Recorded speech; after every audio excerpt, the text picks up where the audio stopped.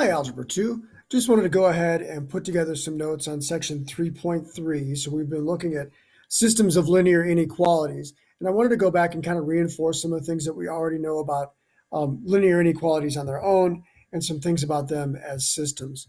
So I wanted to start off with a couple of the questions from the quizzes that we used as a warm-up. And so the question we were being asked was, of these 4 points, which one is a solution to this system? So let's remind ourselves what it means to be a solution, right? A solution to an equation is the value of a variable that makes that equation true. If I have a linear inequality, I have a line, which is a boundary line, and it divides the coordinate plane into 2 halves. On one side of that boundary line, which is shaded, all of the points on that side of the boundary line are solutions to that linear inequality. On the other side, which is not shaded, none of those points are solutions.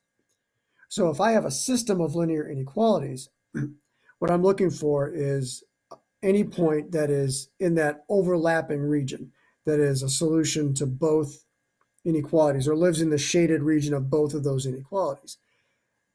So we were given a couple of points to consider. One of them was the point 0.06.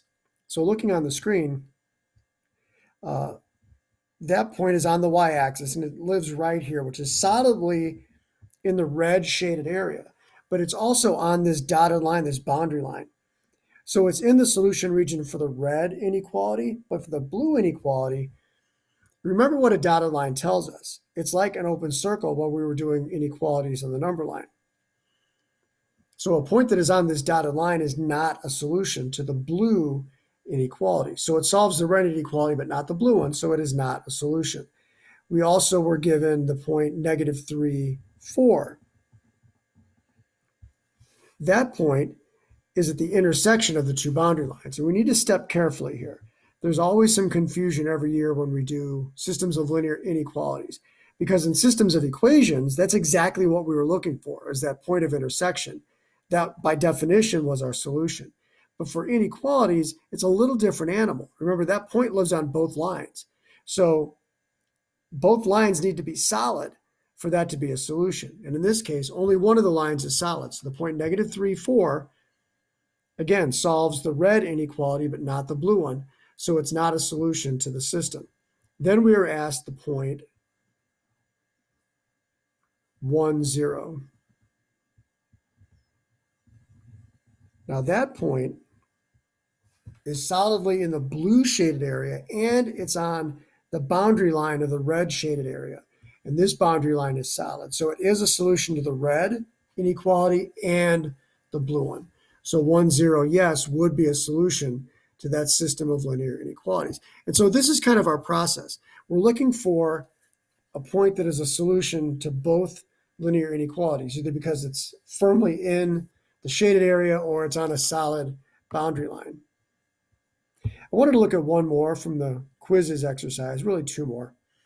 So you definitely should expect to see something like this when we quiz over Unit 3. Being given a graph of a system of linear inequalities and asked to write the equations for it. So if I'm taking a look at this system, let's start with the red dotted line, the one that has a positive slope. It goes up from left to right. So I want to be able to write the equation of the boundary line and then determine which side it's shaded on. So I can see that this goes through the origin. So its y-intercept is going to be +0. So I'm going to have y something and then something x +0. So what's our slope here? If it goes to the origin and it goes to the point 1, 3, I can count boxes. I can see that it goes up 1, 2, 3, and 1 to the right. So that's 3x. And then it's shaded above the red dotted line. Now, because that line is so steep, it kind of looks like shaded to the left. And they're like, I don't know what to do with that. But when it's in slope-intercept form, if it's shaded above, I know its y is greater than. If it's shaded below, it's less than. So what I'm asking myself, in the shaded area, are these y values greater than they are at the line or less than? They're above, so they're greater than. So this is y is greater than 3x. How about the blue shaded line? Okay, so same story. I can see that that has an intercept of 4. So it's going to be y something, something x plus 4, and now I need its slope. So it goes to the point 0, 4 and through the point 1, 2. I could either use my slope formula. 4 minus 2 is 2. 0 minus 1 is negative 1, so negative 2 would be my slope. Or I could count boxes, down 2 and 1 to the right. So negative 2x plus 4. And then which side is shaded here on this blue line? I can see that it is shaded below. So I have y is less than negative 2x plus 4, and y is greater than 3x. And of my options, that was the last option that was given.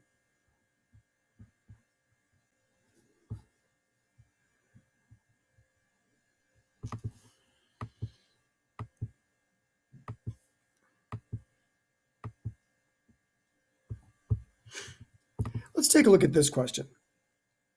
Consider the function y is less than 2x plus 3. Which of these is true? Okay, so when we look at y less than 2x plus 3, there's a couple of things going on here. I'm looking specifically at this sign.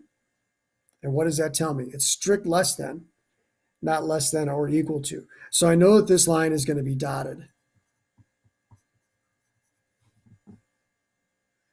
because strictly less than. Okay, what else do I know? This is in slope-intercept form, and this is less than, so I'm going to be shaded below. If you think of when we did exercises like this back in Algebra 1, and we graphed these by hand, these are the kind of thoughts that we had. If I was asked to graph this, I would go ahead and make a line, y equals 2x plus 3, that would be my boundary line. Then I'd look at this and go, oh, it needs to be a dotted line, so I would erase and make some gaps in the line, so it was a dashed line, and then I would shade below. So if I look at the three options, line would be solid with shading above. Well, that's wrong on both counts. The line would be dashed with shading above. Well, the dashed part is good, but it's shaded below. How about the third option? The line would be solid with shading below. Well, below is right, but it's not solid. So none of these, that last selection, that was our correct option. So let's take a look at some of the things that we did in our Desmos activity. I definitely saw some things here that I wasn't sure if they were Desmos issues or content issues. So it says find a solution. And then over to the left, the direction said in row 3, graph an ordered pair that is a solution to the inequality. Now, if this is pencil paper, we probably find this really, really easy. As long as you recognize that this entire shaded area here contains the solutions, any dot that's in the shaded area automatically is a solution. Okay? Desmos asked you to maybe take another step deeper into your knowledge. Not only do I have to recognize the point goes over here, I have to be able to name the point. So I have to write an ordered pair. Well, in Desmos, I can go ahead and type in, parentheses, something, comma, something, close parentheses. So now I just need to pick any point that's in here. Let's do -3, +2. So we type that in.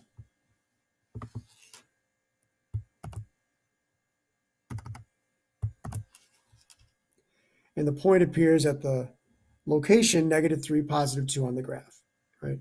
So when I went and took a look at my teacher dashboard and saw everybody's graph, what I should have seen was for each and every person a dot that lived somewhere here in the blue shaded area. Okay? And then we could do the same thing with screen number 2. Find a solution. So now I need a point that lives somewhere here in the red shaded area. Let's do 0, -2 for that one. So there we have a point that's solidly in the red shaded area. When we move to screen 3, the question was, do you think that there's an ordered pair that's a solution to both? And the thing that we needed to recognize is Yes, we know that this overlap area, this inequality is shaded blue, this inequality is shaded red, where the two solution regions overlap, this purple region, any point that's in there solves both. So it's a solution to both inequalities. So on the next screen, it said, well, yeah, sure, of course you can have one that's a solution to both. And now let's name that point. So something like 2, -1. Now, in this case, we were just typing in our answer into a box. So the point wasn't going to appear to confirm that you were correct, right? That was my job, was to come in behind the fact and say, oh, yeah, that's absolutely correct. I want to jump on ahead to screen 6. So here, we're not given a graph. We can't see it, we can't make it. So the question is, how do we know that a point that we selected perhaps is a solution? So let's go back to that screen number 4. I can see visually that the point 2, -1 is going to be a solution here.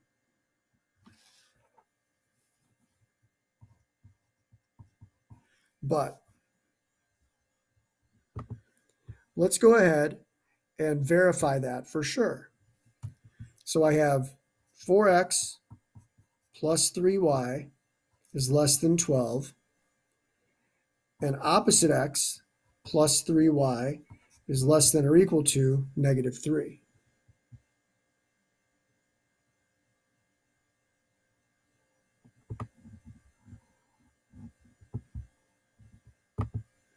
So let's substitute 2, -1 into both of those. So 4 times 2 plus 3 times -1 less than 12. Well, 4 times 2 is 8 plus -3. That's 5. 5 is definitely less than 12, so it does make this one a true statement. Now let's go over here. Opposite x, so opposite of 2 plus 3 times -1 less than equal to -3. So I have -2 plus -3 less than equal to -3. So is that true? Yes, it is. So this point made both of these statements true, so I know that it is, in fact, a solution to that linear inequality. So in this particular exercise, we had an opportunity to go in and take a look at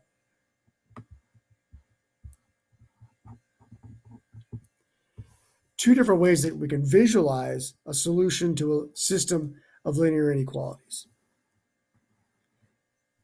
By looking at the graph, and then also by taking a look at does the ordered pair, does the x and y make both of these a true statement, right? So those are a couple of different ways that we could think about solutions to a system of linear inequalities. So I'm hopeful that some of this brings back to the forefront of your mind, back to your working memory, some of the things that you learned about linear inequalities and systems in Algebra 1. And I'm hopeful that this helps you prepare for our Unit 3 quiz coming up in a few days.